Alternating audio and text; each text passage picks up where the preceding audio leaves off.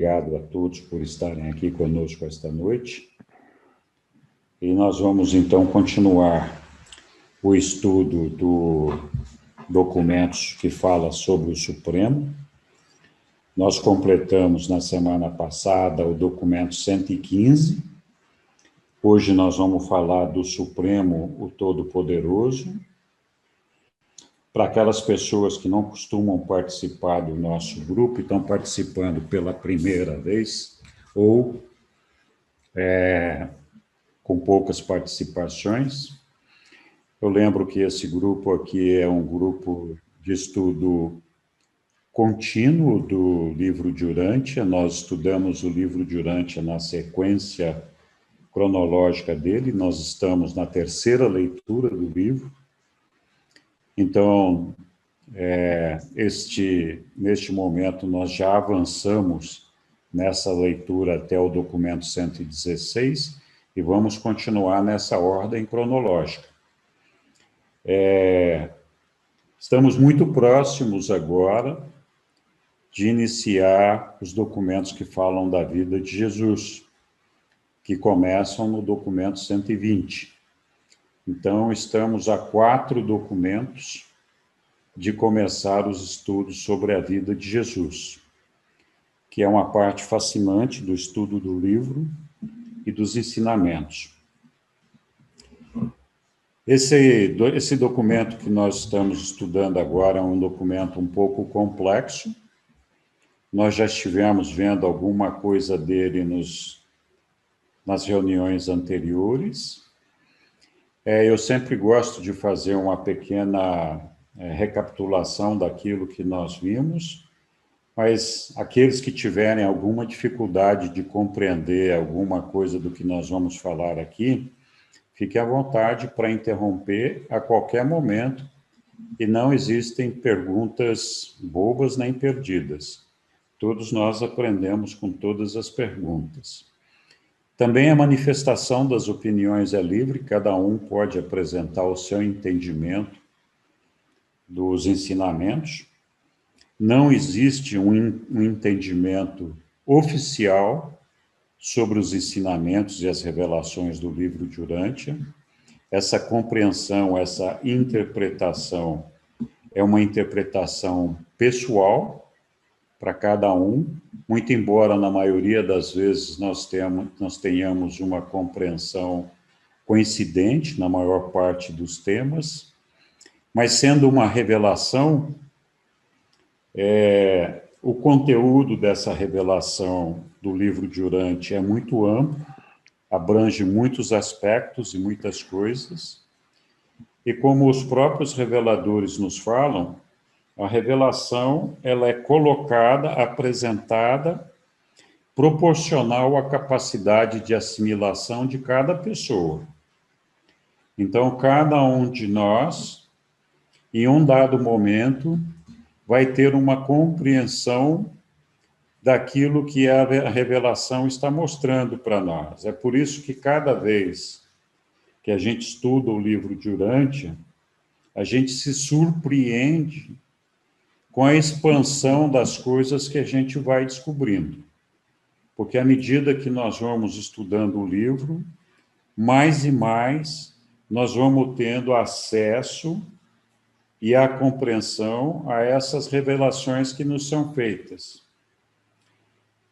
Então, isso também serve, esse entendimento serve também para que todos nós tenhamos a consciência de que é impossível compreendermos tudo que está no livro num primeiro momento.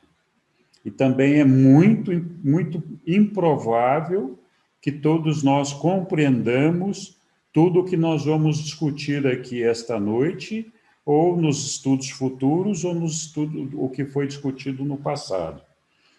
Então, todos nós temos consciência de que a assimilação de tudo que nós vamos discutir, ela é diferente para cada um de nós.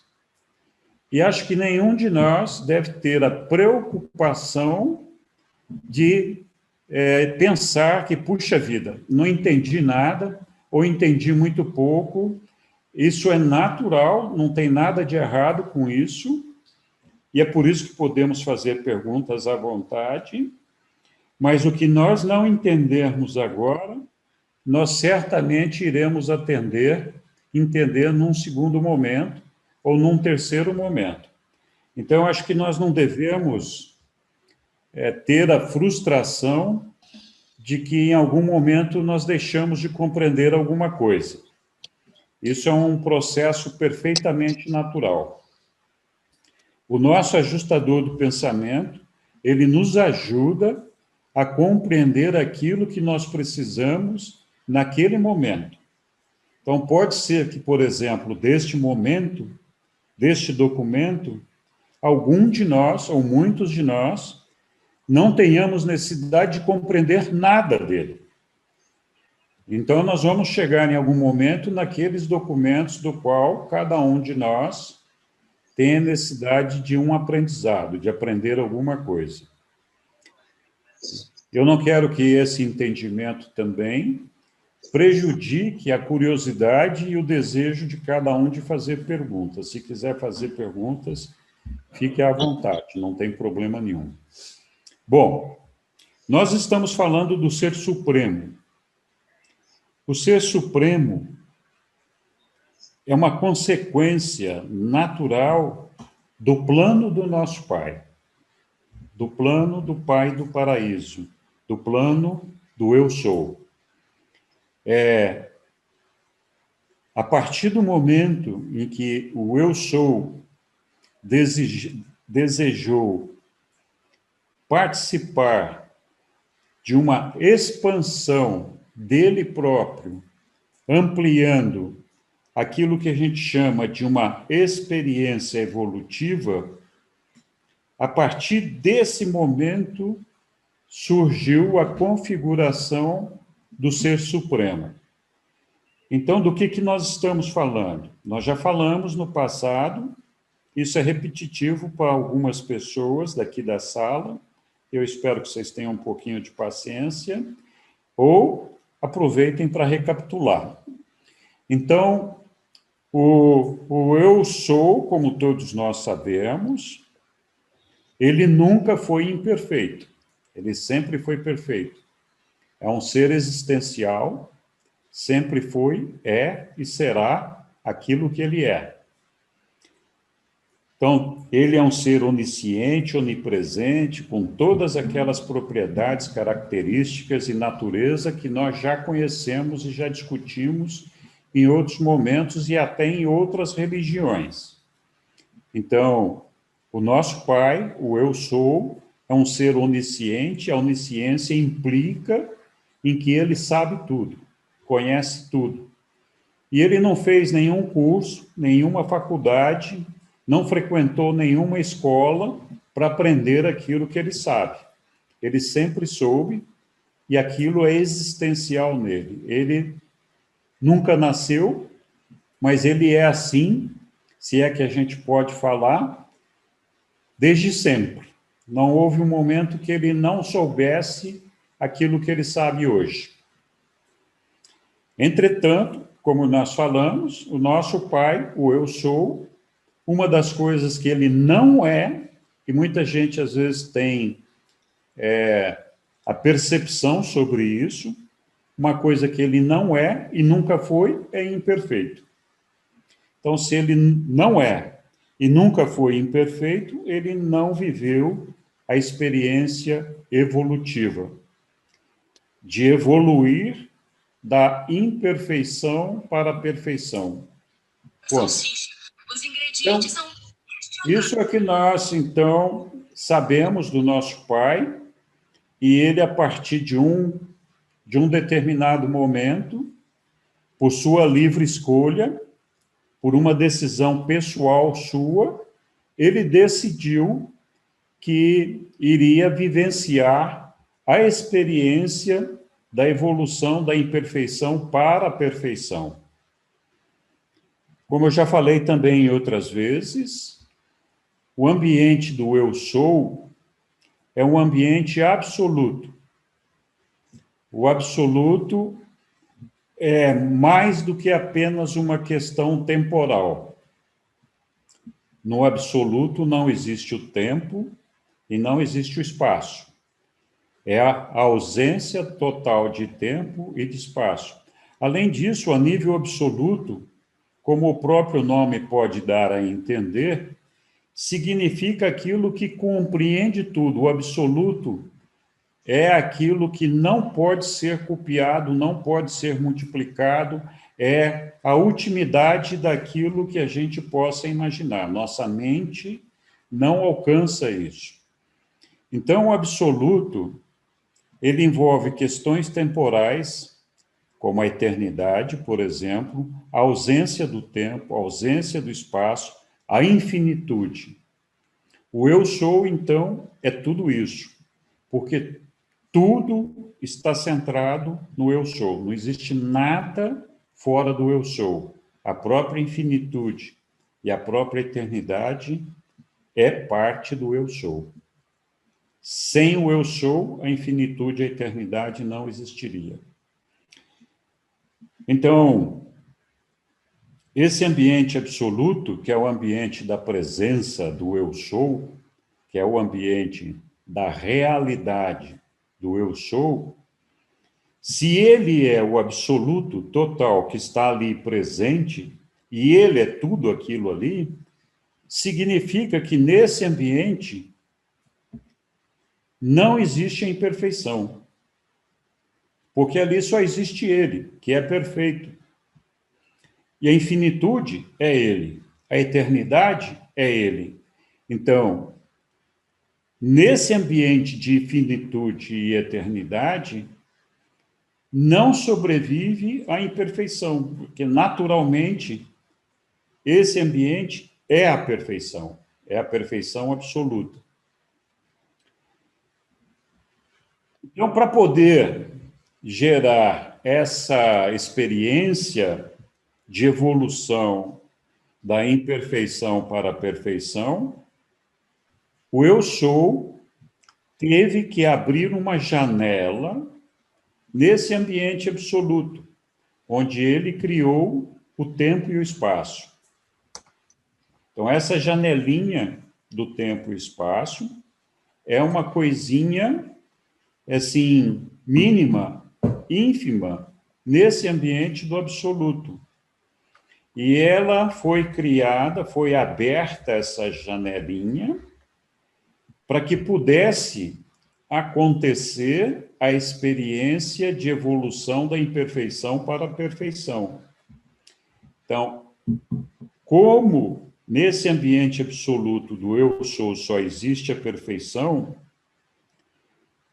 e o propósito da janelinha finita, tempo espacial que nós vivemos é de evoluir da imperfeição para a perfeição, significa que isso tem um prazo de validade. O prazo de validade é até nós alcançarmos a perfeição. Então, tudo que nós estamos vivendo agora, essa experiência evolutiva, tudo aquilo que é imperfeito, ou vai se transformar em perfeito, vai progredir até alcançar a perfeição, ou vai ser descartado, porque tudo que é finito tem um prazo de validade. Essa janela de tempo e espaço que nós estamos vivendo tem um tempo de validade. E esse tempo de validade é o tempo de alcançarmos a perfeição. Nesse sentido, tudo que existe nessa janelinha é irreal. É irreal porque está fora do ambiente absoluto. Né? Então, tá. Então, agora nós identificamos por que existe esse ambiente tempo espacial, tempo finito, que nós estamos vivenciando. Quando eu falo que tem prazo de validade, não é que acaba amanhã, mas em alguns trilhões de trilhões de anos, esse ambiente tempo espacial, esse ambiente finito, ele vai se perfeicionar quando nós alcançarmos luz e vida, e ele vai deixar de existir como uma coisa temporal, vai passar a ser uma coisa eterna. E, quem sabe, ser incorporado no absoluto. Então, sendo assim, a gente pode ver aqui, a nossa vida mesmo, ela tem um prazo de validade. A gente morre aqui, as coisas materiais todas, uma hora termina, surgem outras, e assim vão. Então, tudo que é material, tudo que é imperfeito, tudo que não está completo, em algum momento termina. E este mundo tempo espacial também vai alcançar o seu apogeu e terminar. Como o pai deseja, e ele desejava viver essa experiência de perfeicionamento, ele por si só não poderia viver essa experiência, porque ele já é perfeito. Então ele teve que inventar, criar uma situação onde ele pudesse vivenciar essa experiência evolutiva.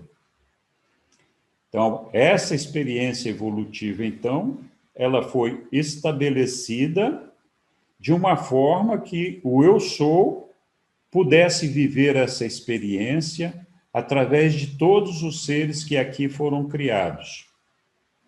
Então, cada um de nós, dos 7 trilhões de mundos que compõem o universo mestre, que são os 7 superuniversos, cada um de nós faz parte desse projeto. E cada um de nós representa uma fração dessa experiência. Isso significa o seguinte, que nós estamos partindo de todas as possibilidades de imperfeição possíveis e imagináveis, então existe um ponto de partida da imperfeição, que existem N, quase uma infinitude de possibilidades de ponto de partida de imperfeição, e todas esses pontos de partida evoluem até alcançar a perfeição. Esse ponto de perfeição ele é comum a todos nós. Mas cada um entrega uma experiência evolutiva. Então, é impossível que qualquer um de nós possa substituir o outro na entrega dessa experiência evolutiva. Nós somos parte de um processo onde cada um de nós tem uma coisa para entregar, que é essa experiência que nós estamos vivendo. Então, é por isso que existem tantos mundos, 7 trilhões de mundos, e é por isso que existem tantas personalidades. Cada um desses mundos representa um ambiente, uma situação, uma diversidade quantitativa. Então, essa diversidade quantitativa, que é uma diversidade física, propicia um meio ambiente diferente um de outro, onde cada ser, cada personalidade que vive naquele ambiente reage àquele meio ambiente de uma forma diferente, porque cada uma das personalidades que compõem uma diversidade qualitativa reage ao meio ambiente de uma forma diferente. Então, 7 trilhões de mundos propiciam muitos ambientes e muitas situações diferentes. Em cada mundo, nós temos ainda uma infinidade de situações diferentes a serem vivenciadas. Basta olhar para o nosso mundo Urântia para ver a diversidade de ambientes, de países, de clima, de situações que nós temos em Urântia e quantas pessoas estão vivendo em cada um desses meios com uma qualidade diferente, cada pessoa reage de uma maneira diferente a esse meio ambiente. Então, eu acho que dá para imaginar a vastidão, a imensidão dessa experiência, desses mundos todos sendo vivenciados por todas essas personalidades, cada uma com a missão de entregar um trabalho de perfeccionamento ao nosso Pai. Só que esse trabalho, essa experiência, embora ela seja vivenciada pelo nosso Pai, ela seja acompanhada muito de pertinho, através do ajustador do pensamento que reside em nossa mente, e através do nosso desenvolvimento espiritual, que é representado pela ministra divina, pelo Espírito Infinito, e que atuam em nome do Filho Eterno e em nome do Pai, conjuntamente com eles, e também pela mente do Espírito Infinito, dos Espíritos Mestres, da ministra divina que atua em nossa mente. Então, através dessas habilidades e da personalidade que nos é dada pelo Pai, todas as personalidades, as 3 deidades do paraíso, podem vivenciar a nossa experiência. Mas essa experiência não acrescenta nada a eles. Essa experiência, ela vai ser somada em algum momento aos absolutos da deidade, inqualificável e universal. Não vamos falar disso agora. Mas, para que essa experiência seja adicionada àquelas deidades, aqueles absolutos, era necessário que nós tivéssemos uma deidade experiencial, um Deus desenvolvido na experiência. Essa é a origem do Supremo. Então, cada um de nós desenvolve uma experiência. E eu digo que cada um de nós é uma fração do Supremo, porque cada um de nós entrega uma parte dessa experiência para o Supremo. Então, o Supremo é uma deidade tempo-espacial que iniciou o seu crescimento aqui no tempo e no espaço para viver com todos nós essa experiência de perfeccionamento. Se chama Supremo por várias razões. Primeiro, pelo desenvolvimento da supremacia, a supremacia da experiência, de acumular todas as experiências possíveis de desenvolvimento da imperfeição para a perfeição. Então, tudo aquilo que nós fazemos vai somando-se ao Supremo. O Supremo, então, é uma deidade derivada da Trindade, tem a sua fonte na deidade, mas não foi criado pela Trindade, né? É uma derivação da Trindade, e por isso, então, tem essa possibilidade de viver essa experiência. Quando a gente fala que é derivada da deidade, a gente pode entender que tem uma personalidade perfeita, mas em desenvolvimento, que tem que aprender, e que tem um espírito perfeito, que está em desenvolvimento, mas que tem uma mente que está em evolução. Então, hoje nós vamos falar exatamente desse assunto, nesse documento que nós vamos estudar. Então, o Supremo é o Deus do tempo e do espaço, que vai alcançar a supremacia nisso que nós estamos fazendo aqui.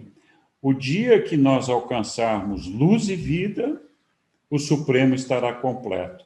Então, nós podemos entender o Pai no paraíso por imaginar que ele é o Criador e ter todos aqueles atributos e qualidades que ele tem, mas que para nós parece estar bastante distante, porque ele está lá no paraíso, apesar de habitar as nossas mentes. Mas o Supremo, que é uma parte de nós somos uma parte do Supremo, nós temos dificuldade de enxergar o fim do Supremo, alcançar essa supremacia do Supremo. Nós ainda temos dificuldade de compreender o que será essa deidade quando ela estiver completa. Mas ela é, então, a deidade que está em construção a partir da experiência de todos nós. Desculpem, eu me alonguei um pouco, propositadamente. Espero que não tenha aborrecido vocês com esse assunto todo.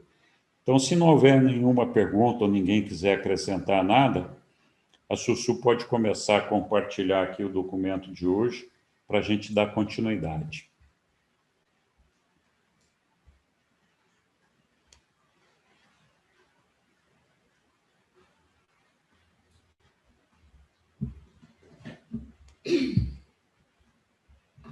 Então, vamos lá.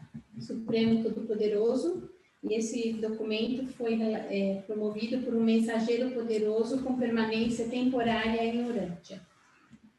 É o documento 116. Todo mundo está ouvindo bem? Sim. Ok. Sim.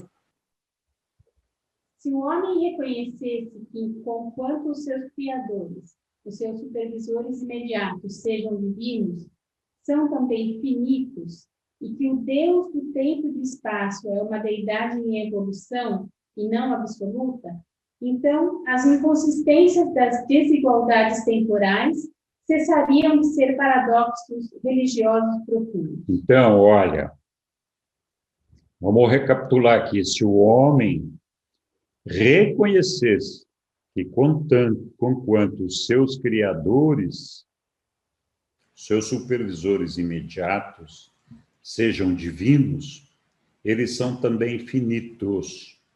Então, do que nós estamos falando aqui? Nosso Criador, o Criador deste universo local que nós estamos, é o nosso Micael. O nosso Micael, só para recapitular, para quem não se lembra, é uma progenie do Pai do Paraíso e do Filho Eterno. Então, o Micael é filho do Pai e do Filho Eterno, mas é uma criação desse ambiente finito. Diferentemente do Filho Eterno, o nosso Micael, ele não existia antes de ter sido criado esse tempo e espaço. Ele é uma criação finita. Então, é disso que nós estamos falando aqui, que os nossos criadores e os seus supervisores imediatos. Quem são os supervisores imediatos dos nossos criadores? São os anciões dos dias, que são os governantes do superuniverso, são os irmãos do nosso Micael, filhos da Trindade, ou de personalidades da Trindade, como o próprio Emanuel, por exemplo, que é um filho lá da Trindade. Então, todos esses supervisores dos nossos Micaéis, e eles são criação do tempo finito. Eles foram criados pelas deidades do paraíso para que nós vivenciássemos essa experiência. Então, essas deidades, a gente tem o nosso Micael como um ser perfeito, e de fato ele está muito próximo da perfeição, mas ele também é um ser em evolução. Nós temos que lembrar, por exemplo, que o nosso Micael, antes de iniciar o processo de criação do nosso universo local, as revelações nos contam de que eles passaram, o nosso Micael, juntamente com os outros Micaéis, passaram por um treinamento. Eles passaram por um período longo de treinamento para aprender a fazer tudo aquilo que eles estão fazendo. Eles também, depois de terem iniciado a construção deste universo em que nós nos encontramos, eles também tiveram que vivenciar aquelas auto-outorgas. Vocês se lembram, o nosso Micael viveu 7 auto-outorgas. Para quê? Para conquistar também a experiência da vivência dessas auto-outorgas. Então, o nosso Criador, o nosso Micael, que também é o nosso Pai, enquanto nós aqui na matéria, ele também é um ser criado neste tempo finito, tempo espacial, e também está em evolução. É lógico que numa condição de divindade e de quase perfeição, muito superior a todos nós, mas ele também está em desenvolvimento. Então, vamos voltar lá, assim como aqueles seres que são supervisores diretos desses Micaéis. Então, quando a gente lê o documento aqui, é preciso prestar atenção.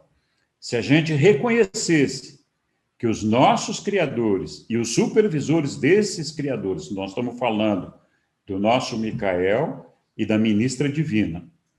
Então, eles sejam divinos, são divinos porque eles são filhos diretos do Pai e do Filho Eterno, né? Eles são finitos, eles são uma criação deste tempo. Que o Deus do tempo e do espaço é uma deidade em evolução e não absoluta. Então, o Deus do tempo e do espaço, que é o Deus supremo, é uma deidade em evolução e não é absoluta. Isso acontece também com o nosso Micael, ele também não é absoluto. O que é absoluto? Nós estávamos falando lá atrás, no comecinho do nosso bate-papo aqui. O absoluto é o ambiente do eu sou, é a propriedade do eu sou, é a natureza do eu sou, é aquilo que se impinge e está intrinsecamente ligado a eu sou. Tudo o que está fora do eu sou não é absoluto. São coisas temporais ou transitórias que estão em desenvolvimento, que podem ou não vir a integrar esse ambiente absoluto. Então, o que eles estão dizendo aqui, que se a gente entendesse que os nossos criadores não são perfeitos, assim como os supervisores deles não são perfeitos, assim como o Supremo está em evolução, nós poderíamos entender que essa experiência que nós estamos vivendo, ela realmente apresenta inconsistências e desigualdades. Esse é o grande questionamento de todos nós, de toda a humanidade. Por que uns nascem e sofrem mais do que os outros? Por que tem o aleijado? Por que tem o cego? Por que tem o pobre? Por que tem o miserável? Por que tem e por que tem e por que Deus permite? Deus não permite. Esta é uma experiência evolutiva, uma experiência onde tudo o que é imperfeito tem que fazer parte dela. De outra forma, não seria uma experiência evolutiva. Então, assim, se Deus tivesse escolhido só algumas situações para a gente evoluir, não existisse a possibilidade de todas as outras, não seria uma supremacia da evolução. Nós não estaríamos esgotando todas as possibilidades possíveis e inimagináveis de que Deus conquistasse a experiência de evoluir da imperfeição para a perfeição. Então, é por isso que todas essas situações, todos esses ambientes, todas essas diversidades quantitativas e qualitativas existem. Então, se nós entendêssemos esse princípio, esse propósito, e de que a nossa criação foi feita mesmo de uma maneira evolutiva, nós poderíamos, então, superar esse paradoxo, essa dificuldade que nós temos de entender as diferenças que existem entre essas condições de vida de cada ser humano. Entretanto, nós não podemos perder de vista que essa experiência é uma experiência temporária, que no âmago do nosso ser, que naquilo que realmente importa para cada um de nós, nós somos iguais.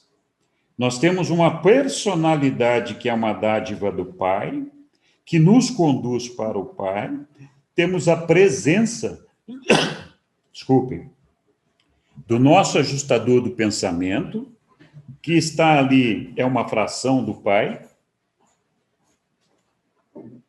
e é igual para todos nós, e tem o mesmo propósito para nos levar até o Pai. Nós temos uma mente que nos é cedida pela ministra divina, numa intermediação que ela faz junto ao Espírito Infinito. Então, a nossa mente tem origem divina, a nossa personalidade tem origem divina, e o nosso espírito tem origem no próprio Pai. Então, esse tempo que nós estamos vivendo aqui, que pode chegar, sei lá, o livro diz que algum dia nós vamos chegar a viver 500 anos. Mas que seja esse 100 aqui que a gente está vivendo agora, é uma fração muito pequena, muito pouco representativa da eternidade que nós vamos viver. É certo, sim, que nós vivemos uma vida, às vezes, de sacrifício, de dificuldades, de desafios quase sobre-humanos.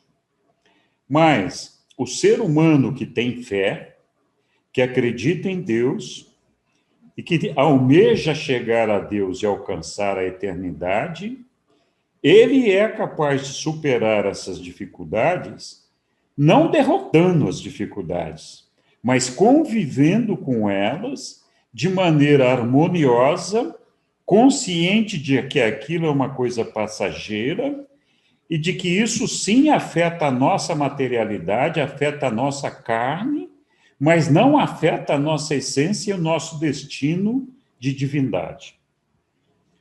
Então, essa é a diferença da compreensão que nós deveríamos ter com relação a essa experiência que nós estamos vivendo.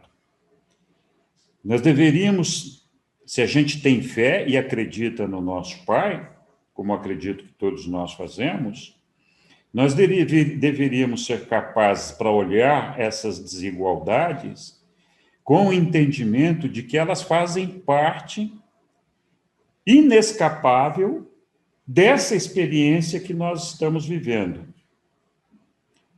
E que tudo isso vai ser superado. E que esse sofrimento que é imposto aos seres humanos de forma material é uma coisa temporária e que é parte da nossa vivência, da nossa experiência. A gente aprende muito pouco sobre Deus na balada da noite. A gente aprende muito sobre Deus nas UTIs dos hospitais. Essa que é a diferença. Então, esses desafios devem ser encarados por todos nós como uma prova, um exercício de crescimento. O que nós estamos aprendendo com cada desafio que nos é colocado? De que maneira nós crescemos e evoluímos com essas experiências? Que aprendizado de fé nós temos? Que aprendizado de amor nós temos? Que aprendizado de serviço nós temos? Serviço a Deus, ao nosso Pai e aos nossos irmãos. Então, esse aprendizado é aquele que nos faz eternos. Eu sempre repito, muitas vezes essas experiências se apresentam para nós de forma repetitiva. E nós não conseguimos enxergar nessas experiências uma página de um livro de estudo, onde nós estamos aprendendo muitas coisas. Frequentemente, nós enxergamos essas experiências como vítimas de um casuísmo ou de uma fatalidade onde tudo só acontece com a gente. Então, não é assim. A gente pede para o Pai e Ele nos dá aquilo que nós pedimos. Por isso é preciso tomar cuidado com o que nós estamos pedindo. A gente fala, olha, vou pedir para o meu Pai tolerância. O Pai não vem e bate a varinha mágica dele na nossa cabeça e fala, olha, a partir de hoje, como você pediu tolerância, eu faço de você uma pessoa mais tolerante. Isso é um passe de mágica e não vai acontecer.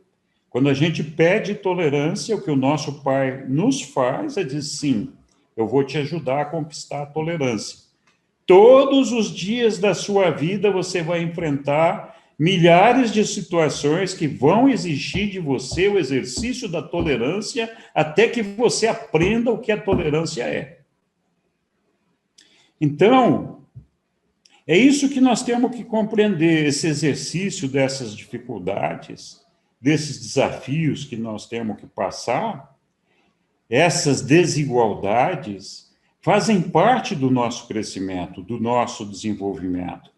E não poderia ser de outra forma se a gente estiver falando e reconhecer que esta é uma experiência evolutiva da imperfeição para a perfeição. Então, nós temos que aceitar a ideia de que essas dificuldades, esses desafios, são intrínsecos a essa experiência do Pai e fazem parte da nossa vida. É por isso que Deus não criou o mal, não criou a desigualdade, mas ela se faz presente e se faz necessário para que a gente possa praticar o exercício do desenvolvimento e do crescimento para chegarmos até a perfeição. Desculpe, eu me alonguei de novo. Se alguém quiser fazer algum comentário, fique à vontade. Mas, se não, vamos continuar aqui com a Sussu.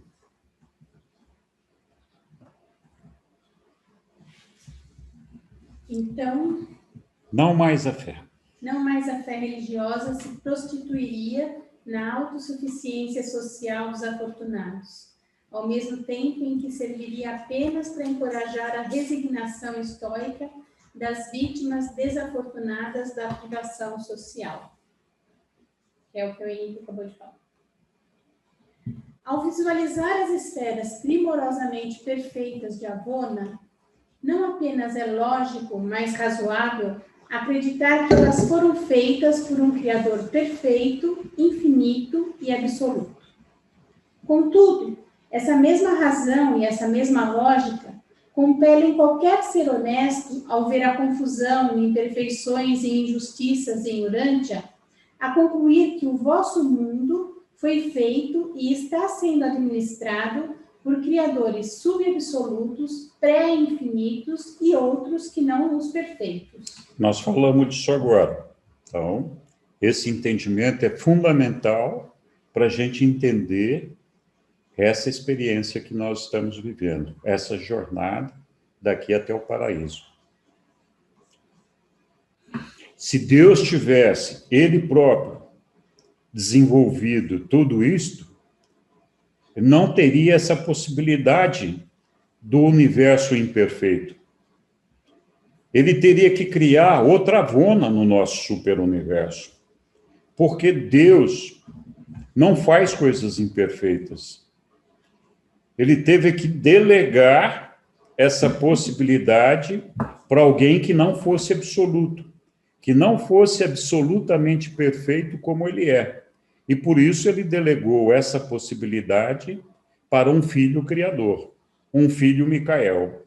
E ele, sim, é capaz de criar as coisas partindo da imperfeição e ajudá-las a evoluir, ele próprio participando da evolução. O crescimento experiencial implica uma coparticipação criatura-criador, Deus e homem em uma associação. O crescimento é a marca da deidade experiencial. Avona não cresceu. Avona é e sempre tem sido. É existencial como os deuses eternos que são a sua fonte. O crescimento, no entanto, é o que caracteriza o grande universo. O grande universo, só para lembrar, são os 7 superuniversos. Mais Avona e mais... Não. Aí o universo central, o universo dos universos é a Avona, a Ilha do Paraíso e os 7 superuniversos. O grande universo é os 7 superuniversos.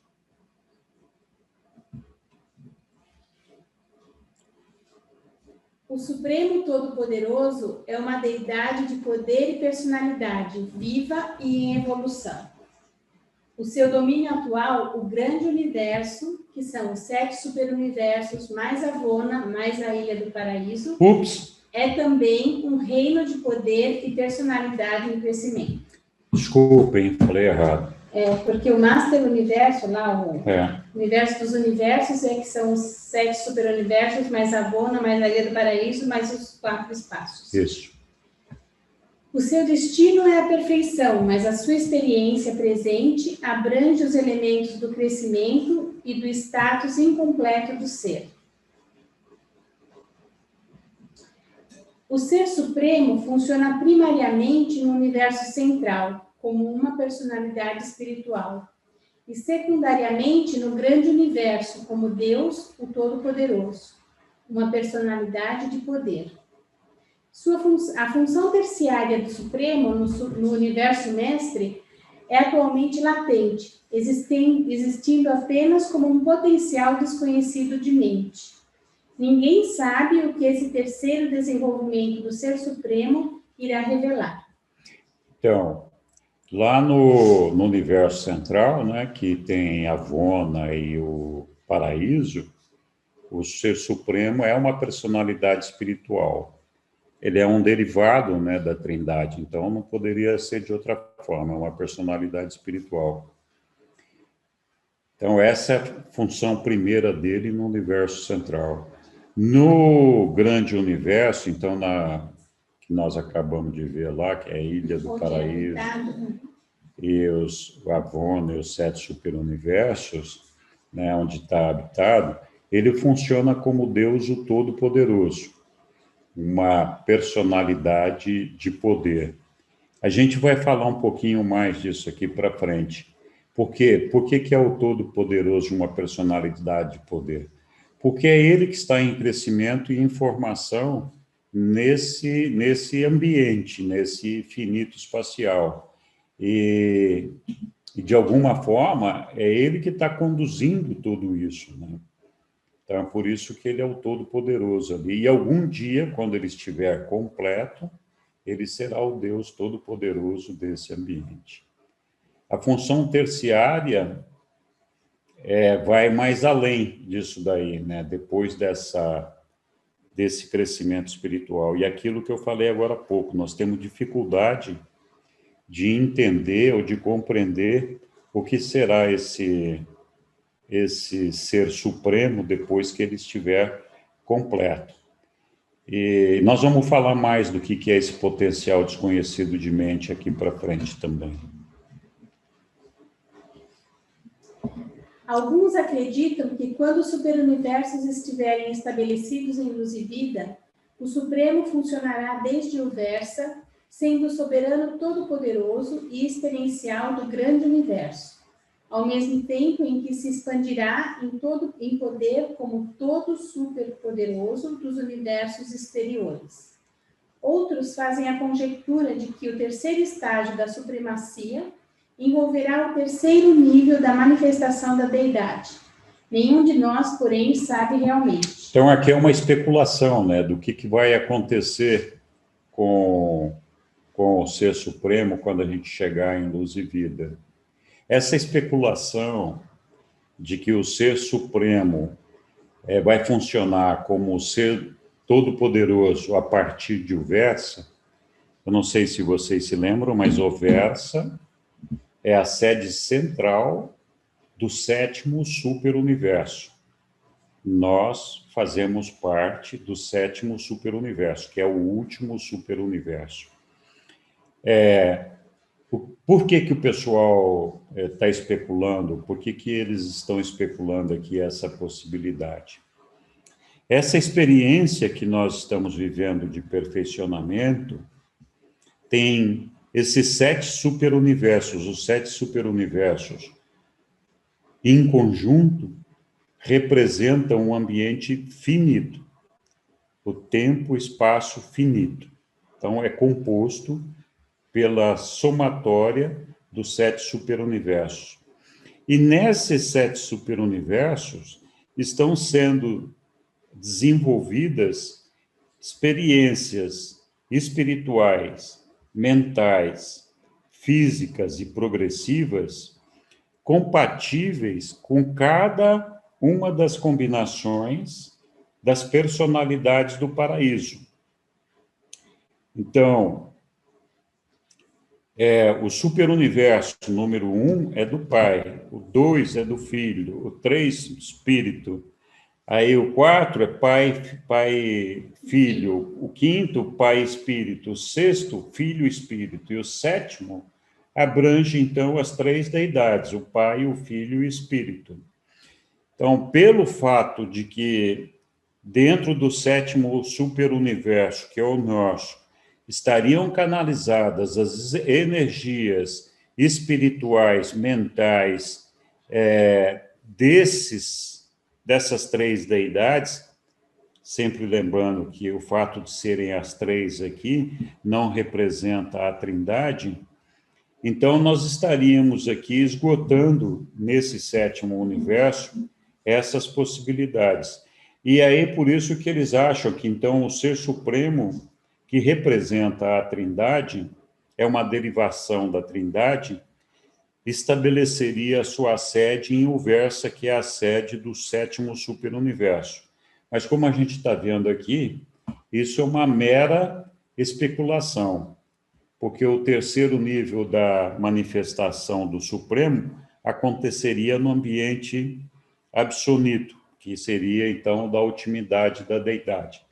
Mas a verdade é que os próprios reveladores aqui não sabem, não têm certeza do que realmente vai acontecer depois que o Supremo estiver pronto. Alguém quer ler esse daqui?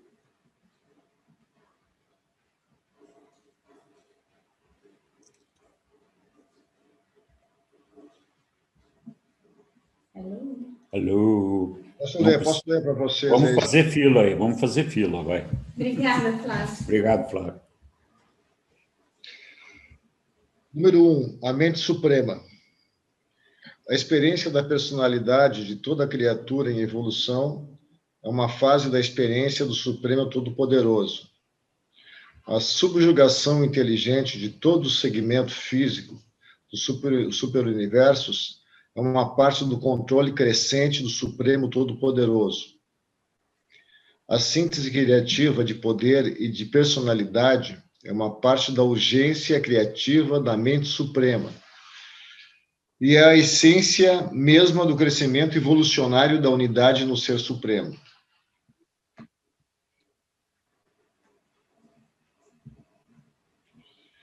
A união dos atributos de poder e personalidade da supremacia é função da mente suprema. E a evolução completa do Supremo Todo-Poderoso resultará em uma deidade unificada e pessoal. Não em uma associação qualquer, frouxamente coordenada, de atributos divinos. De uma perspectiva mais ampla, não haverá nenhum Todo-Poderoso separadamente do Supremo, nenhum Supremo separadamente do Todo-Poderoso. Então, assim, esse ser em construção, basicamente o que eles estão dizendo aqui, não é um resultado, assim, das experiências individuais de cada um de nós, e não é um resultado apenas dessa construção física que existe no mundo. Mas, de fato, ele participa de todas essas experiências de alguma forma.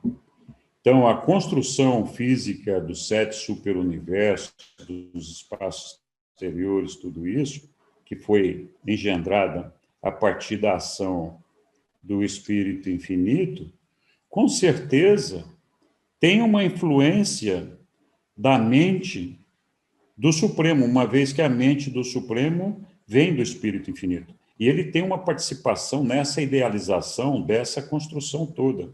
Então, ele próprio participa ativamente de tudo que foi construído no mundo, de alguma forma.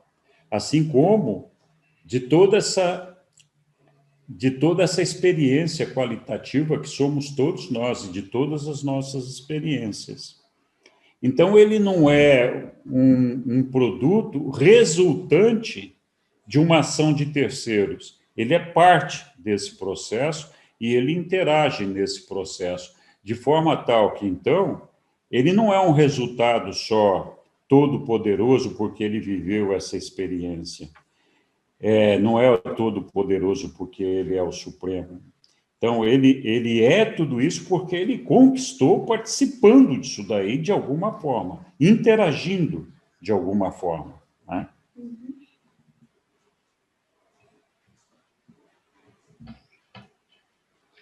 Durante as idades evolucionárias, o potencial de poder físico do Supremo, investido nos 7 diretores de poder supremo, e o potencial da mente recai sobre os 7 espíritos mestres. A mente infinita é função do espírito infinito. A mente cósmica, o ministério dos 7 espíritos mestres. A mente suprema está em processo de factualização na coordenação do grande universo e na associação funcional com a revelação e a realização de Deus, o cétuplo. Então, assim, só para recapitular um pouquinho, o Espírito Infinito, que é a terceira pessoa da deidade, também chamada de agente conjunto, o Espírito Infinito é o centro da mente infinita. Então, tudo que é mente infinita está contido no Espírito Infinito, ele é o centro da mente infinita. Quando a gente fala de mente infinita, nós estamos falando de mente a nível de eu sou, a nível de absoluto, a nível de infinitude. Então, lembra, a infinitude, ela pode conter o ambiente finito, mas ela está além do ambiente finito. Então, vai muito além disso daí. Então, a mente infinita é função do Espírito Infinito. Vai muito além desse ambiente finito que nós estamos falando. A mente cósmica, que também é originada a partir do Espírito Infinito, ela está centrada na ministração, na função, no trabalho dos 7 espíritos mestres. Os 7 espíritos mestres são uma progenie do Espírito Infinito, né? Se a gente pode se lembrar disso daí. Então, é uma criação do Espírito Infinito, e esses 7 espíritos mestres, eles são 7 porque eles combinam, eles representam aquela combinação possível das 3 deidades do paraíso, né? Pai, Filho, Espírito, Pai, Filho, Pai, Espírito, Filho, Espírito, e o Pai, Filho e Espírito junto. Então, são 7 espíritos mestres. Cada um desses espíritos mestres é responsável pela mente de cada um dos superuniversos. Eles é que irradiam um tipo de mente. Então, eu lembro agora, eu estava falando da diversidade dos 7 superuniversos que compõem uma energia espiritual e mental diferente em cada um deles para permitir essa diferenciação da experiência evolutiva que nós estamos vivenciando. Então, esses 7 espíritos mestres, eles representam a mente cósmica, que é esse cosmos dos 7 superuniversos que nós estamos falando. Em algum momento, então, essa é a mente de cima para baixo, a energia que vem de cima para baixo. Em algum momento, nós vamos ter a mente suprema, que é aquela que está em construção, em processo de factualização, que é do Supremo. Essa é a mente que vem em construção de baixo para cima. Então, em algum momento, vai representar também, uma mente semelhante à cósmica, só que ao invés de canalizada de cima para baixo, vem de baixo para cima. Essa é a mente suprema que está em formação. Henrique, eu tenho uma pergunta, posso fazer? Claro! Então, eu queria saber o seguinte, uma vez você já conversou isso com a gente em outro estudo, a gente, quando nós expandimos as nossas mentes, e quando um indivíduo perde essa capacidade dessa expansão da mente, ou seja, quando ele perde a capacidade de raciocínio, a capacidade de expandir a mente, e o outro consegue terminar a sua trajetória de vida normalmente. Esse indivíduo, quando vai para as morôncias, ele tem um nível diferente de experiências lá, ou a gente vai se encontrar todo mundo no mesmo nível de experiência dentro das morôncias, entendeu? Ou vai ter essa diferenciação, essa escala de mente, né? De experiência, de conscientização, enfim, alguma coisa, um ser que vive mais e com a sua consciência cósmica mais expandida, ela está contribuindo para ela, eu penso assim. Enquanto que o outro teve um infortúnio, ou perdeu a mente, ou por um motivo, uma doença, uma coisa qualquer. Como é que esse ser fica após a morte? Essa é a minha pergunta, assim, se existe uma resposta, né? Existe, claro que existe. Assim, nenhum de nós, absolutamente nenhum de nós, vai chegar nas morôncias em condições de igualdade com nenhum de nós. Cada um de nós vai chegar de uma forma diferente. Alguns mais adiantadinhos, outros mais atrasadinhos, mas cada um de nós com uma vivência experiencial própria. Então, quando nós chegarmos lá na morôncia, a morôncia é um ambiente de transição, é um ambiente complementar àquilo que nós vivemos aqui na Terra. Então, o propósito da nossa existência material, da nossa existência terrena, é o de alcançarmos a fusão com o nosso ajustador do pensamento. Esse propósito, ele continua lá na morôncia. Ele não muda, até que nós alcancemos essa fusão. Então, alguns vão levar mais tempo, vão demorar mais para aprender tudo o que tem que aprender, até alcançar essa fusão. Então, claro, nós somos todos diferentes, não tem nada, não tem igualdade entre nós, cada um de nós vive uma experiência. Algumas pessoas, enquanto estando aqui na vida terrena, podem perder a capacidade mental, seja por um acidente, seja por doença, enfim, existe uma série de fatores que podem fazer com que nós percamos uma atividade mental que nos habilite a fazer escolhas. Porque, na verdade, a mente é uma arena onde nós trabalhamos essas escolhas, onde a gente processa todas essas informações que vão ser depois objeto de uma decisão, objeto de uma escolha. Então, o que vale na nossa vida terrena são as escolhas que nós fazemos. Se eu tiver um problema por um acidente ou uma doença no meio do caminho, vale para o meu futuro eterno as escolhas que eu fiz até o momento em que aquele acidente, aquela coisa aconteceu. Então, se eu fiz uma escolha pelo Pai, em algum momento da minha vida, e depois disso eu fiquei doente e perdi a minha capacidade de escolha, não importa quantos anos eu vivi, eu vou conseguir ressuscitar lá no ambiente moroncial. Porque essa escolha que eu fiz antes determina o surgimento da minha alma. Então, a gente tem que lembrar sempre que a nossa mente é a mãe da nossa alma, e o ajustador do pensamento é o pai. Então, na verdade, quem constrói a nossa alma é o ajustador do pensamento. Temos que lembrar sempre que o ajustador do pensamento é Deus, é Pai. Então, ele é quem constrói a nossa alma. E ele constrói a nossa alma se nós concedermos permissão para isso. E a maneira de conceder permissão para isso é fazendo a vontade do Pai.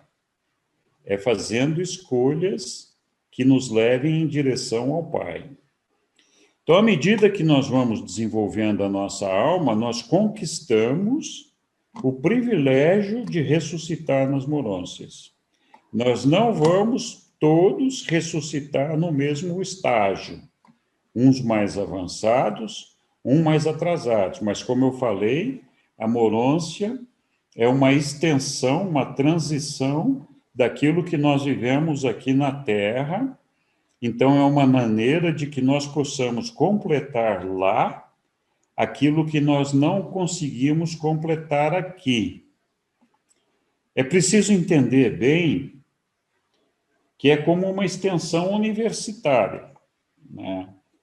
Não é que, assim, se eu não passar de ano aqui, eu vou ter uma segunda chance lá. Não existe. E passar de ano significa o quê? Significa fazer uma escolha por Deus. Significa buscar fazer a vontade do Pai. Uns conseguem fazer isso melhor e outros conseguem fazer pior, depende do desenvolvimento de cada um. Mas a partir do momento em que nós desejamos alcançar o Pai, nós começamos essa jornada. Se um ser rejeita o Pai estando aqui nesta vida, ou seja, uma pessoa que é má por natureza e fala, eu não estou nem aí para Deus, então essa pessoa não vai ter essa oportunidade de continuar lá nas morôncias, independente do que aconteça na vida dela aqui. Então, a possibilidade de continuidade na morôncia, que é uma extensão daquilo que nós poderíamos fazer na Terra para ser complementado lá, implica que nós tenhamos aqui decisões que justifiquem a nossa continuidade lá. Se a gente não tiver feito escolhas que justifiquem a nossa continuidade lá, nós não vamos ressurgir lá do outro lado. Então, lá nas morôncias, existem duas coisas importantes. A primeira coisa importante é para a gente completar tudo aquilo que nós devíamos ter feito aqui e não fizemos, mas nós começamos. É importante começar. Podemos terminar lá. Se não começamos, não vamos começar lá. Começar se começa aqui. Lá só se pode continuar. Então, essa é a primeira coisa. Lá a gente vai continuar e completar aquilo que nós devíamos ter completado aqui. E o que é completado aqui? É alcançar a fusão com o nosso ajustador do pensamento. Então, lá nós vamos ter todas as oportunidades para alcançar essa fusão com o nosso ajustador do pensamento. Mas, além disso, na morôncia, existe também um treinamento que é feito independentemente de nós termos alcançado a fusão com o ajustador aqui ou não, ou do ajustador lá.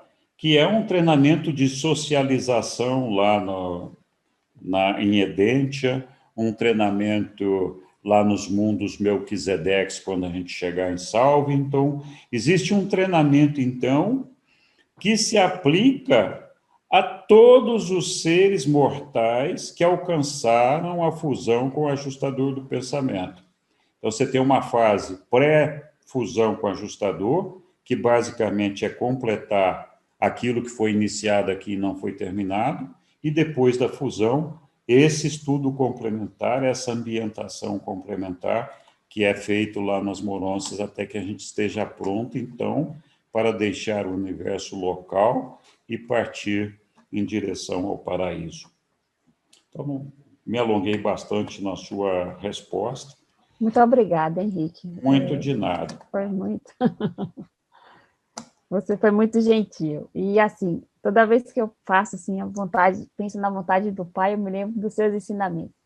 Estamos numa sala, você vai apagar a luz, vai botar ali toda a sua família olhando para você. Se você tiver vergonha, não faça. Exatamente. É isso mesmo. Vamos em frente. Pois é. Obrigada, Henrique. De nada.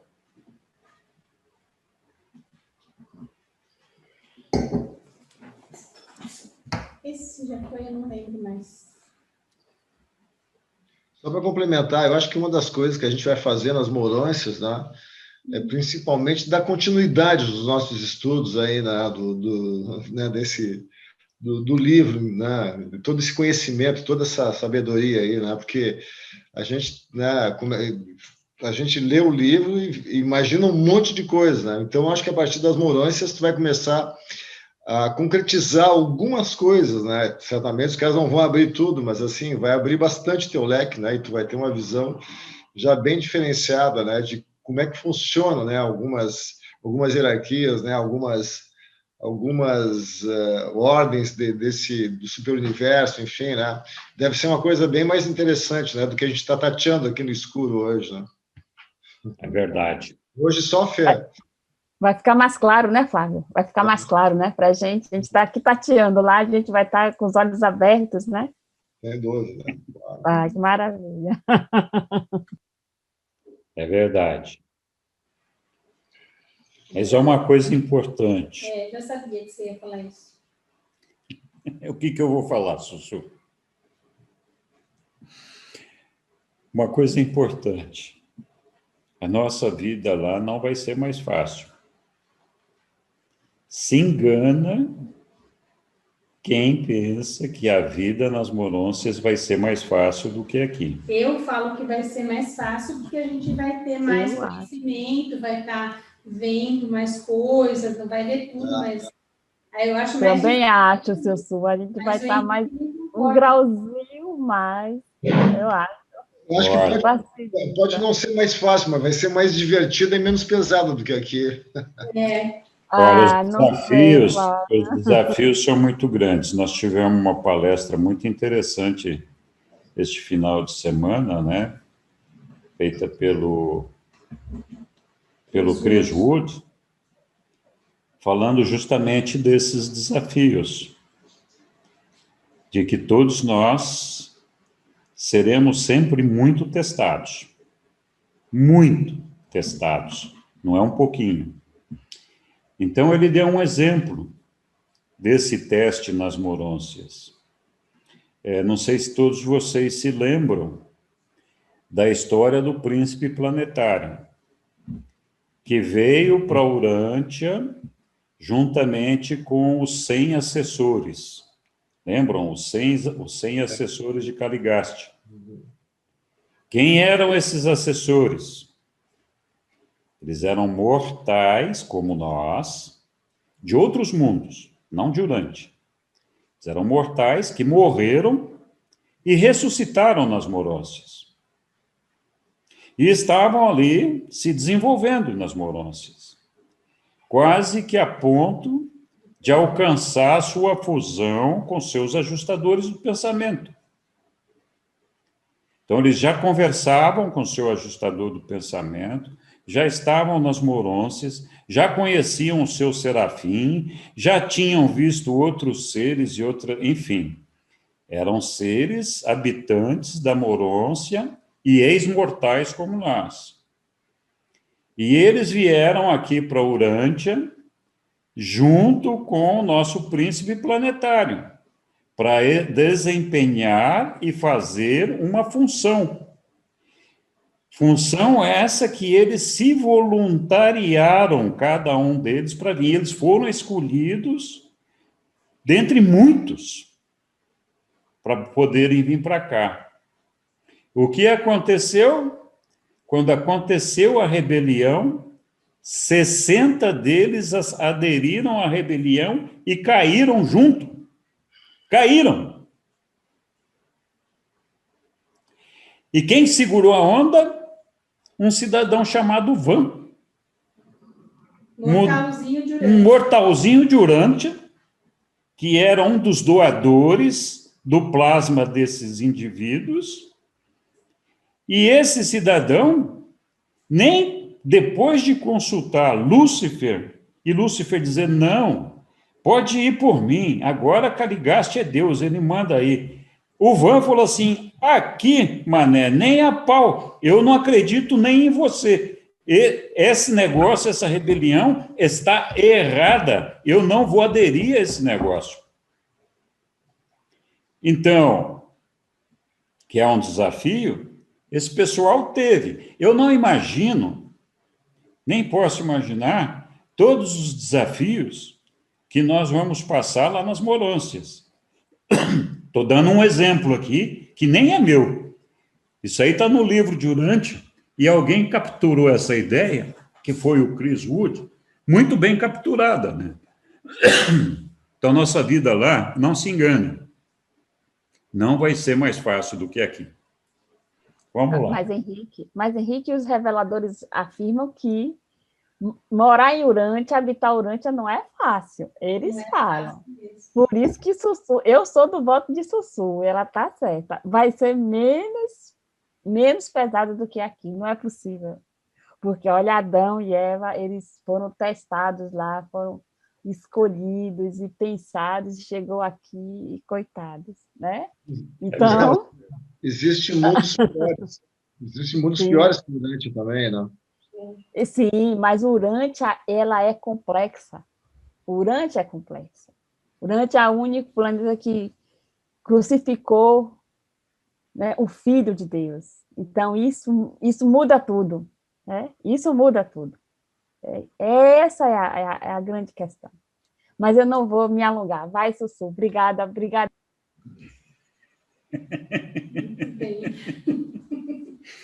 Ok, vamos lá, vamos lá.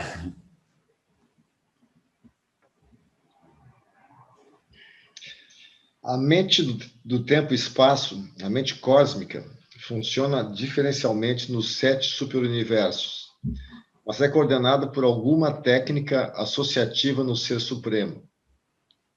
O controle do grande universo pelo Todo-Poderoso não é exclusivamente físico e espiritual. Nos 7 superuniversos é primordialmente material e espiritual, mas estão presentes também fenômenos do Supremo que são tanto intelectuais quanto espirituais. Isso aqui é só para confirmar aquilo que a gente estava falando ali atrás, né? O Ser Supremo, ele não é o resultado só de uma coisa, ele está participando ativamente de tudo isso que nós estamos vivenciando. Ele tem uma participação, né? Ele não é só um receptor. Não é só um receptor de experiência. Ele é um receptor, promotor, participante, interativo, está envolvido em tudo que está acontecendo.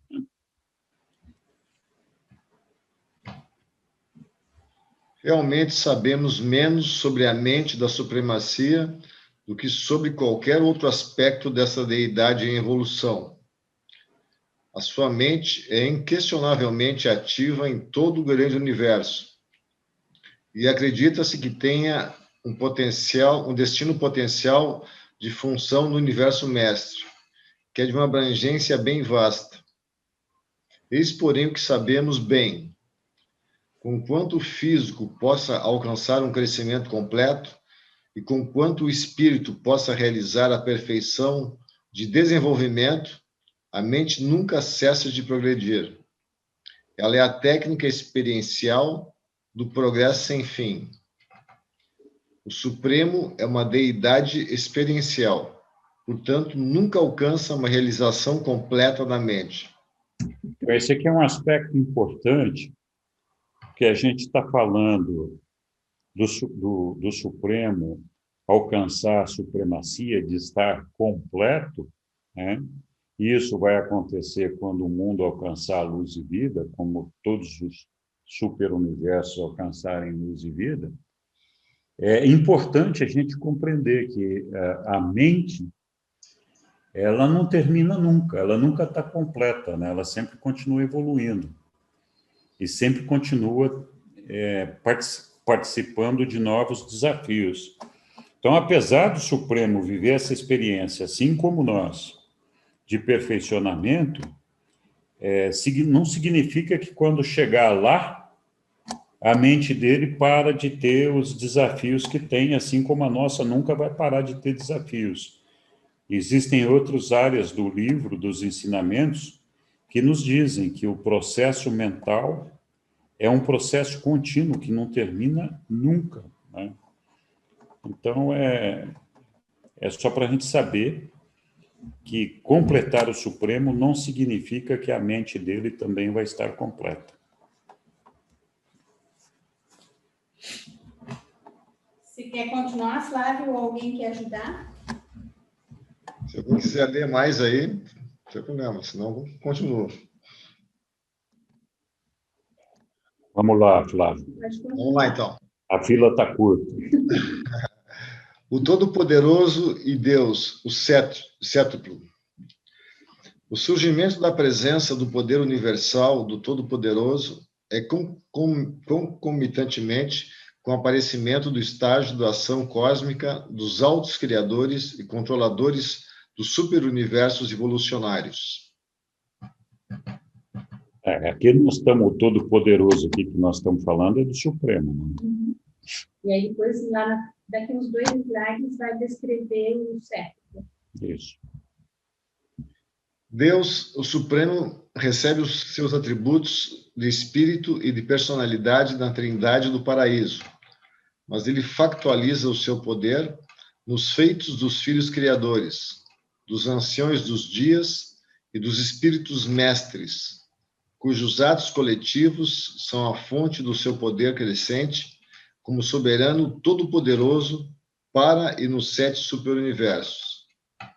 Então, lembra, ali atrás a gente viu que a primeira função de Deus, o Supremo, no universo central, era de espírito e, não me lembro aqui agora, mas está falando justamente aqui isso, né? Os atributos do Supremo, que é um derivado da Trindade, é o espírito e a personalidade da Trindade do Paraíso, né? Mas o que ele está fazendo? Ele está se desenvolvendo. Desenvolvendo é factualizando. E nós também falamos lá atrás que ele se factualiza nesse meio ambiente tempo-espacial finito, e que esse meio ambiente tempo-espacial finito é feito pelos filhos criadores e seus supervisores. Lembram lá? Nós discutimos isso, né? Então, é disso que nós estamos falando aqui.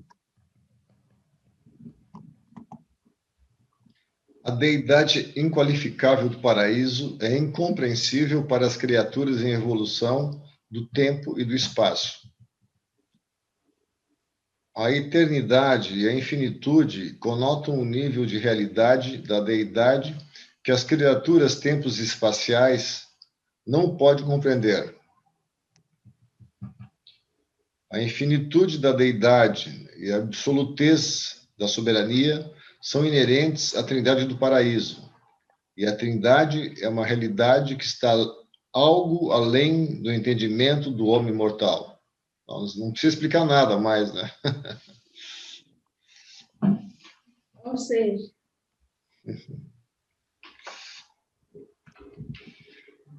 As criaturas tempo-espaciais devem ter origens, relatividades e destinos, a fim de captarem as relações do universo e para que compreendam os valores significativos da divindade.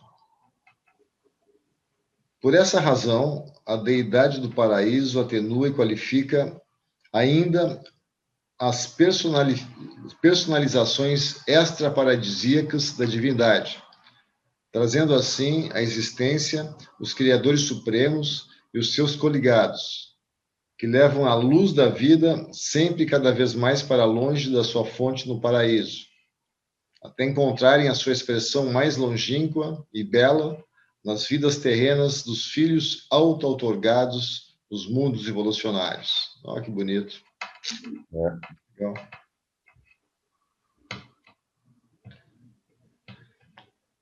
Essa é a origem de Deus, o cétuplo, cujos níveis sucessivos são encontrados pelo homem mortal na seguinte ordem. Primeiro, os filhos criadores e os espíritos criativos. Segundo, os anciões dos dias. Terceiro, os 7 espíritos mestres. Quarto, o Ser Supremo. Quinto, o agente conjunto. Sexto, o Filho Eterno. Sétimo, o Pai Universal. Então, essa aqui é a atenuação que o texto anterior estava dizendo, né?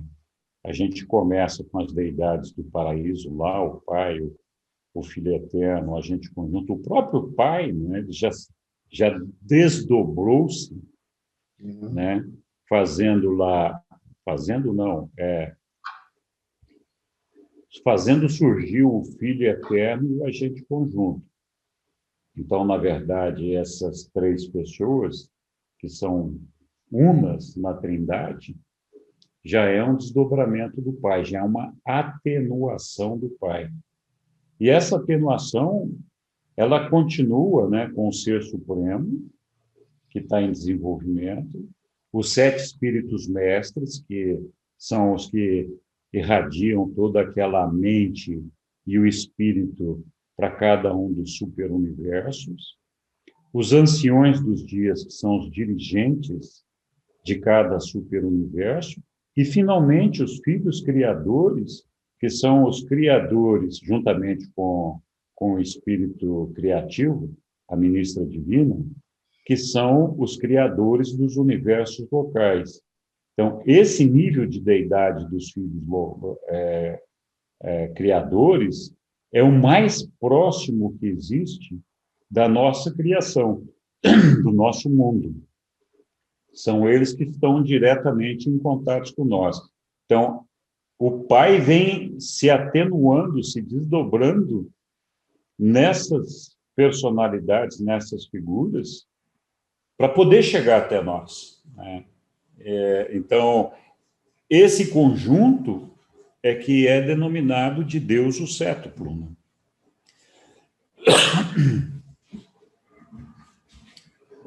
Os 3 primeiros níveis são os criadores supremos. Os 3 últimos são as deidades do paraíso. O Supremo interpõe-se sempre como a personalização espiritual, experiencial da Trindade do paraíso, e como o foco experimental do poder todo-poderoso, evolucionário dos filhos criadores das deidades do paraíso. O Ser Supremo é a revelação máxima da deidade para os 7 superuniversos e para a presente idade do universo.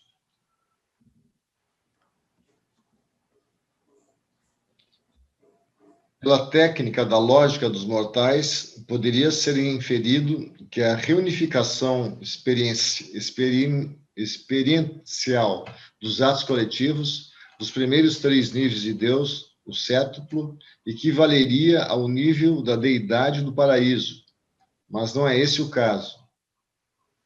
A deidade do paraíso é uma deidade existencial. Os criadores supremos, na sua divindade, unidade de poder e personalidade, constituem e expressam um novo potencial de poder da deidade experiencial. E esse potencial de poder de origem experimental tem união inevitável, inescapável com a deidade experiencial originária da Trindade, o Ser Supremo. Então, basicamente, o que nós estamos dizendo aqui é que o Pai, o Filho e o Espírito Infinito são deidades existenciais. Lembra? Nós estudamos isso aí no início do estudo do Supremo, da deidade original, que são as deidades oriundas lá do ambiente absoluto, do ambiente infinito, que é o Pai, o Filho e o Espírito Infinito. Então, eles são existenciais, sempre existiram, o povo, e são assim. A deidade experiencial, que é o Supremo, ela está em formação, né?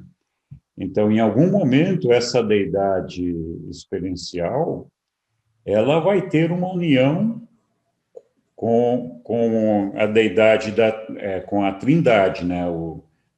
Através do Supremo. Então, toda essa experiência captada pelo Supremo, essa construção da perfeição experiencial, que é o Supremo, em algum momento vai ser unificada lá na deidade que contém a Trindade. A deidade da Trindade, só lembrando aqui rapidamente, é o absoluto da deidade. O absoluto da deidade é que é composto pela Trindade, incluindo a Ilha do Paraíso. Então, aquele potencial de expansão presente no absoluto da deidade vai se factualizar através do Ser Supremo, que em algum momento será incorporado ali, né? Passa a fazer parte dessa deidade.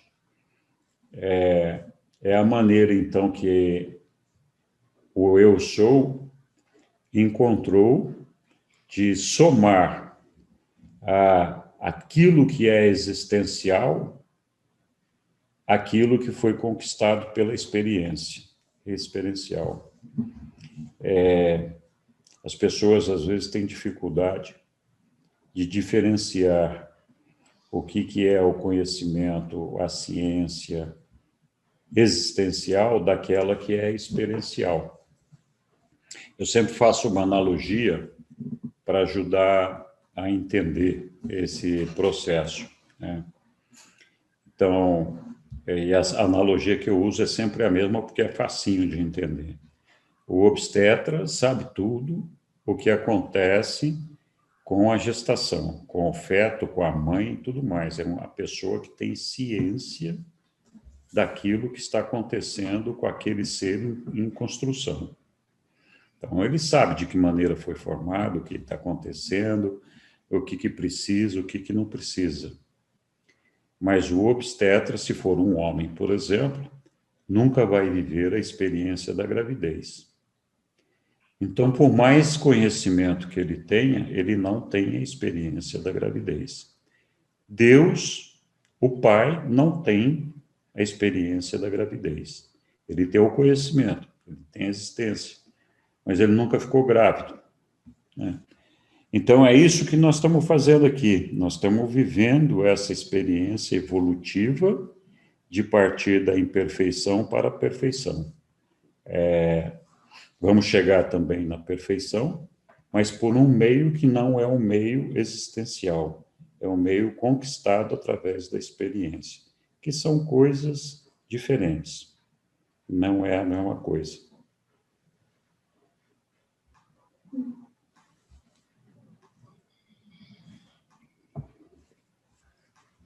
Pela técnica da lógica do...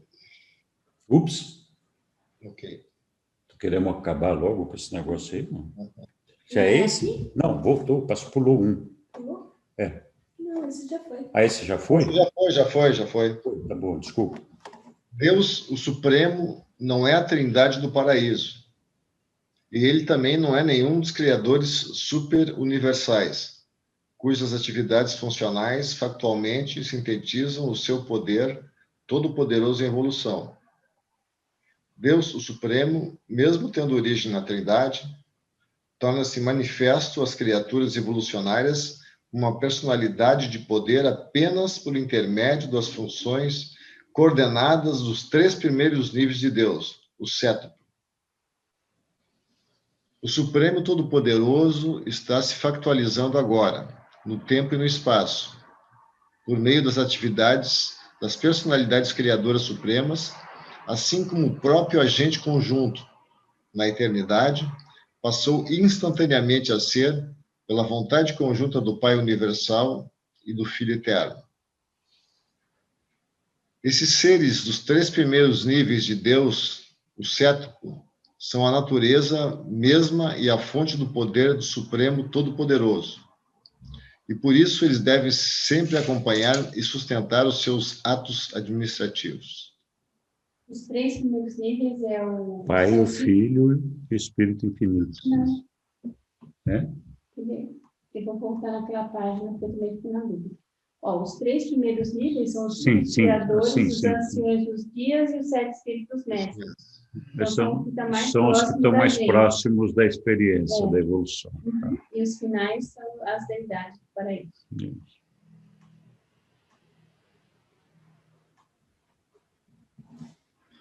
Ok. 3. O Todo-Poderoso e a Deidade do Paraíso. As deidades do paraíso não apenas atuam diretamente nos seus circuitos de gravidade em todo o grande universo, mas funcionam também por intermédio das suas várias agências e de outras manifestações, tais como: primeiro, as focalizações da mente da terceira fonte centro. Os domínios finitos da energia e do espírito são literalmente mantidos unidos pelas presenças mentais do agente conjunto. Isto é verdade. Desde os espíritos criativos, em um universo local, os espíritos refletivos de um superuniverso e até os espíritos mestres no grande universo. Os circuitos da mente que emanam dos focos dessas várias inteligências representam a arena cósmica da escolha da criatura. A mente é a realidade flexível que as criaturas e os criadores podem, muito prontamente, manipular. É o vínculo vital que conecta a matéria e o espírito. O outorgamento da mente, da terceira fonte centro, unifica a pessoa espiritual de Deus, o Supremo, com o poder experiencial do Todo-Poderoso Evolucionário.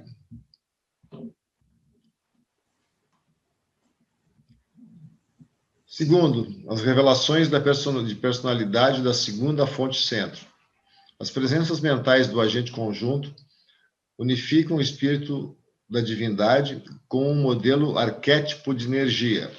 As encarnações auto-otorgadas do Filho Eterno e dos seus filhos do paraíso unificam, fundem, na verdade, a natureza divina do Criador, com a natureza em evolução de uma criatura.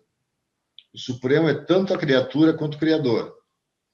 A possibilidade de ser assim é revelada nos atos de auto-outorga do Filho Eterno e dos seus filhos coordenados e subordinados.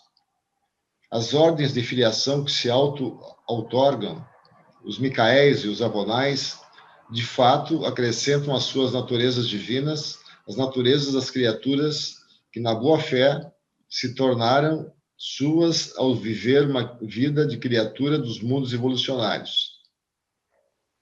Quando a divindade se transforma em humanidade, fica inerente a essa relação a possibilidade de que a humanidade possa tornar-se divina. Então, assim como o Filho Criador se torna humano, a criatura pode se tornar divina, é isso? Isso. Ao chegar no paraíso. 3. As presenças residentes da primeira fonte centro. A mente unifica as causações espirituais com as reações de energia. O ministério da auto-outorga unifica a descida da divindade com as ascensões da criatura. E os fragmentos residentes do Pai Universal, de fato, unificam as criaturas em evolução com Deus, no paraíso. Há muitas dessas presenças do Pai que residem em numerosas ordens de personalidades.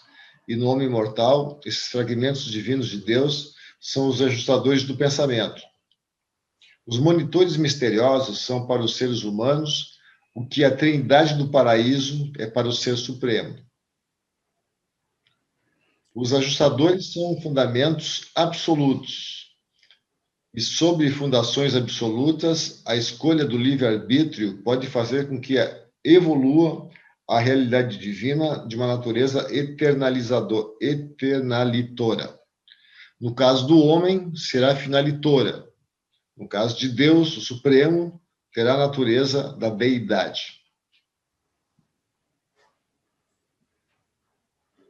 Essa natureza, a escolha do livre-arbítrio para evoluir a realidade divina numa natureza eternalitora é porque o Supremo transcende o tempo e se torna eterno, é isso? Não entendi. Eu acho que assim, nós chegamos a nossa natureza, quando a gente alcançar a perfeição, é finalitora. Nós chegamos na finalidade da perfeição. Uhum. Como o Supremo é parte da deidade, ele é parte da deidade, ele chega, então, numa condição que também é finalitora, só que num nível diferente, que é no nível da eternidade, no nível do absoluto.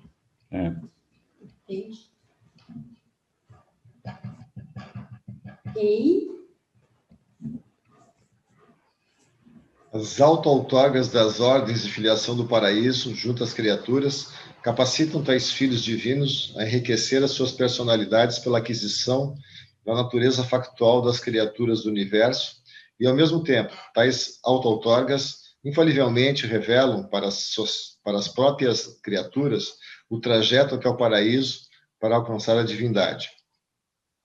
É isso que Jesus falou, né? Eu sou o caminho, a verdade e a vida. Né? Então, é isso aí. A dádiva dos ajustadores, feita pelo Pai Universal, capacita-o a atrair para si as personalidades das criaturas volitivas. E por intermédio de todas as relações dos universos finitos, o agente conjunto é a fonte sempre presente da administração da mente, em virtude da qual tais atividades acontecem. Isso.